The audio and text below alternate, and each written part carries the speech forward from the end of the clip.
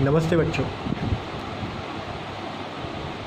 प्रकृति जो है उसके बारे में बात कर रहे थे, तब मैंने बताया पिछली बार कि प्रकृति का चक्र चलता रहता है और सभी चीज़ें एक दूसरे के साथ जुड़ी हुई है।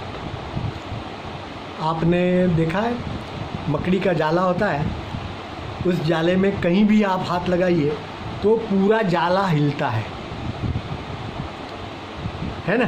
स्पाइडर का जो वेब होता है वो पूरा जाला हिलता है और उसमें से मानो एक धागा आप निकाल देते हो तो धीरे धीरे पूरा जाला जो है वो टूट जाता है। मैंने सभी चीज़ें एक दूसरे के साथ जुड़ी हुई है। कल मैंने बताया वैसे कि पेड़ यदि आप उगाते हो तो वहाँ पे पानी ज़्यादा बरसता है, पानी ज़्यादा बरसेगा तो खेती अच्छी होगी, पानी पीने को मिलेगा, सभी चीज़ें। तो उसी प्रकार में एक छोटी सी कहानी नहीं, मैंने उदाहरण जैसे तौर पे एक कह रहा हूँ मैं आपको कि बहुत साल पहले, अभी भी आप पेपर में पढ़ते होंगे न्यूज़पेपर में, कि अमेरिका में कैलिफोर्निया में जंगलों में बहुत आग लगी है। बीच में ऑस्ट्रेलिया में भी लगी थी। तो वहाँ बहुत जंगल है तो वहाँ आग लगती है कभी कभी। गर्मी में एक दूसरे के साथ वृक्ष टकराने से आग, चिंगारियाँ निकलती है और उसमें से आग लगती है।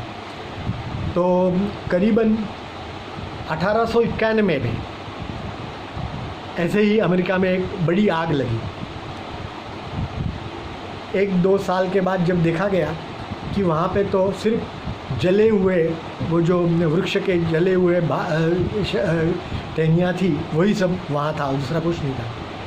लेकिन आश्चर्य तब लोगों को ये हुआ कि करीबन 5-6 साल के बाद वहाँ पे ज़मीन में से फिर से अंकुर निकलने करके और आए और धीरे धीरे वृक्ष के अंदर परिवर्तित होने लगे। तो सब लोगों को आश्चर्य हुआ कि यहाँ पे तो किसी ने बीज डाला नहीं, तो ये फिर से वृक्ष कैसे उगे।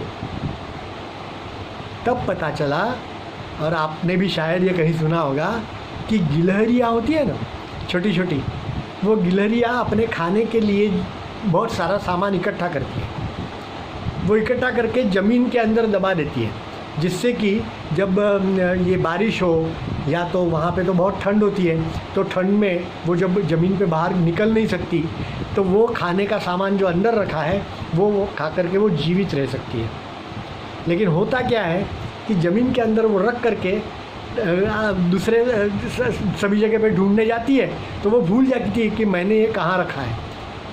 तो इस प्रकार से जो बीज का भंडार गिलहरों की वजह से ज़मीन के अंदर था, उससे पूरा जंगल फिर से विकसित हो गया, प्रफुल्लित हो गया। तो देखिए गिलहरी का कैसे उपयोग होता है। आप देखो, आपको मालूम है ना कि मधुमक्खियाँ जो होती है वो मध, सब शहद सभी फूलों से इकट्ठा करती है। तो उस समय फूलों के जो पराग होते हैं वो सभी जगह पे लेकर के जाती है और वहाँ से वो फूल के फिर से वृक्ष बढ़ते हैं। तो ये सारी चीज़ें एक दूसरे के साथ कनेक्टेड है, जोड़ी हुई है।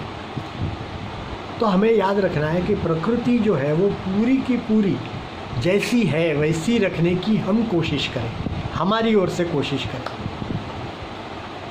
तो फिर से वही बात, प्रकृति का फिर से संरक्षण करिए, संवर्धन करिए, तो अगली पीढ़ी के लिए हम जीने के लिए कुछ अच्छा वातावरण दे पाएंगे। समझ गए बराबर? धन्यवाद।